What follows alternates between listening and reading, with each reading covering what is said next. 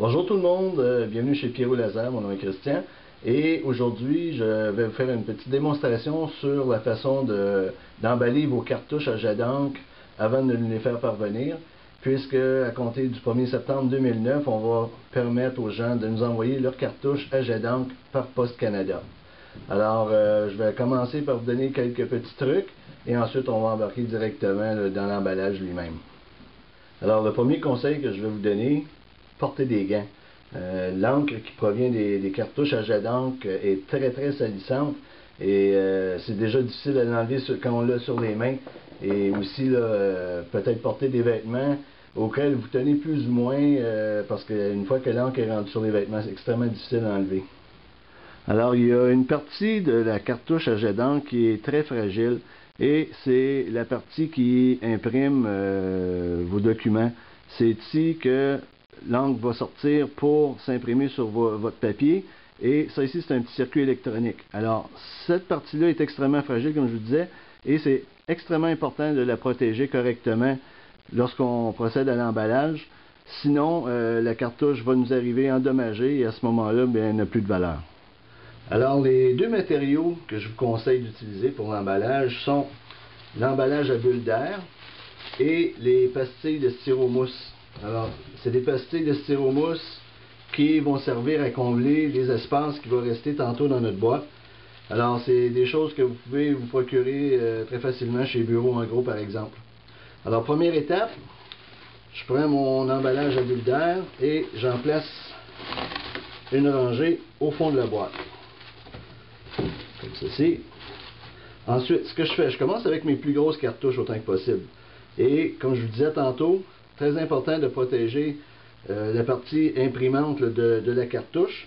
Donc, je place la cartouche de façon à ce que cette partie-là soit protégée et vienne s'appuyer contre le côté de la boîte. Et je continue de cette manière-là jusqu'à ce que j'arrive au bout complètement. Comme vous pouvez voir, je suis arrivé à la fin de ma rangée et là j'ai le choix, c'est soit que je trouve une cartouche plus petite pour rentrer dans l'espace, ou encore mieux, je vais combler cet espace-là avec des petites pastilles de styromousse. Et par la suite, je vais recommencer ma rangée sur l'autre côté de la boîte, toujours en plaçant la partie imprimante contre la paroi. Alors, ma deuxième rangée est terminée. Et comme j'avais un espace ici entre les deux rangées, je l'ai rempli de pastilles.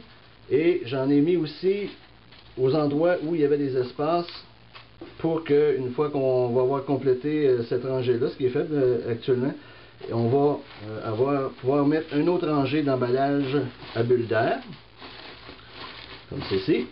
Et on peut recommencer avec des cartouches plus petites, en suivant toujours la même méthode que pour la première rangée. Alors comme vous pouvez voir, c'est pas toujours évident d'avoir des cartouches pareilles pour compléter votre étage, sauf que ça c'est pas grave, c'est un détail.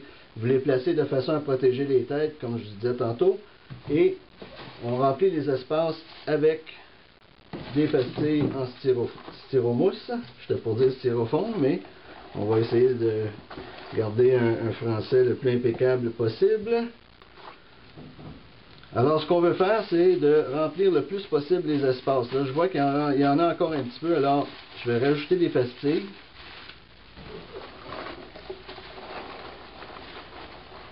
Pour qu'une fois complété, il y ait le moins de mouvement possible dans la boîte. Alors, tout est emballé, je place mon couvercle. Alors, il vous reste à... Vous voyez, je la brasse, là, puis il ne se passe rien à l'intérieur. Donc, les espaces sont bien comblés. Ça veut dire qu'il y a moins de chances que les cartouches soient endommagées durant le transport. Alors, une fois complété, vous assurez que la boîte est bien fermée. Vous allez prendre du ruban adhésif et faire le tour plusieurs fois pour être certain que la boîte ne s'ouvrira pas pendant le transport. Ensuite, vous allez vous diriger au bureau de poste où la boîte va être pesée pour connaître les frais de transport. Vous apposez les informations postales de Pyro Laser ainsi que votre adresse de retour. Et une fois qu'on va avoir reçu vos cartouches, on va les inspecter. Et à l'intérieur de 5 jours, on va vous en faire parvenir votre chèque. Alors, c'est pas plus compliqué que ça. Et voilà, c'était déjà la fin de notre première vidéo. Je vous remercie d'avoir pris le temps de m'écouter. Je vais publier d'autres vidéos dans les semaines qui vont venir, entre autres pour expliquer comment différencier certaines cartouches, parce que c'est pas toujours évident pour les gens qui ne travaillent pas dans le métier tous les jours comme nous. Alors, c'est une des façons qu'on a choisies pour justement assurer un meilleur service à notre clientèle. Allez sur notre site pyrolaser.com, il y a un blog, il y a une section commentaires et vous pouvez laisser vos suggestions, encore une fois, dans le but de mieux vous servir. Merci et à bientôt.